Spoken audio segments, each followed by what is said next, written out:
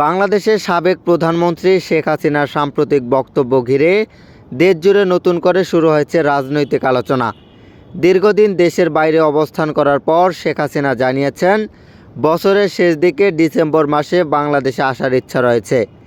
গত 5 আগস্ট জুলাই অভ্যুত্থানের দ্বিতীয় বার্ষিকী উপলক্ষে ভারতের নয়াদিল্লিতে একটি আন্তর্জাতিক সংবাদ মাধ্যমের আয়োজিত অনুষ্ঠানে অডিওর মাধ্যমে বক্তব্য দেন শেখ হাসিনা। সেখানে তিনি বলেন, ডিসেম্বর মাসে বাংলাদেশে ফিরতে চান। তার বক্তব্য অনুযায়ী কারাগার কিংবা অন্য কোনো ঝুঁকি থাকলেও দেশের মানুষের কাছে ফিরে আসার ইচ্ছা রয়েছে। একই সঙ্গে তিনি আওয়ামী লীগের ওপর নিষেধাজ্ঞা প্রত্যাহারের আহ্বান জানান এবং তার বিরুদ্ধে চলমান মামলাগুলোকে রাজনৈতিক উদ্দেশ্য প্রণোদিত বলে দাবি করেন। শেখ হাসিনার এই বক্তব্য প্রকাশের পরপরই বাংলাদেশের রাজনৈতিক অঙ্গনে ব্যাপক আলোচনা শুরু হয়। সরকারের পক্ষ থেকে এর সমালোচনা করা হয় এবং কূটনৈতিক পর্যায়েও প্রতিক্রিয়া দেখা যায়।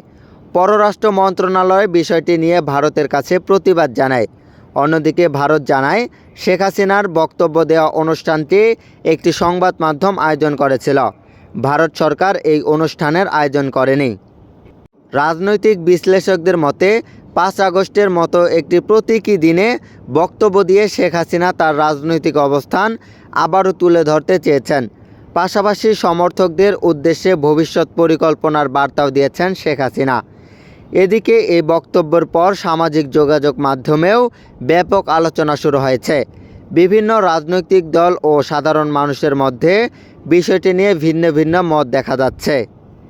তবে ডিসেম্বর মাসে শেখ হাসিনা সত্যি দেশে ফিরতে পারবেন কিনা সে বিষয়ে এখনও কোনো আনুষ্ঠানিক সিদ্ধান্ত বা নিশ্চয়তা নেই। বিষয়টি সময়ের সঙ্গে আরও পরিষ্কার হবে। এখন দেখার বিষয় সরকারের পরবর্তী পদক্ষেপ কী হয় এবং দেশের রাজনৈতিক পরিস্থিতি কোন দিকে এগিয়ে যায়। মনিরুজ্জামান, উত্তরবঙ্গ।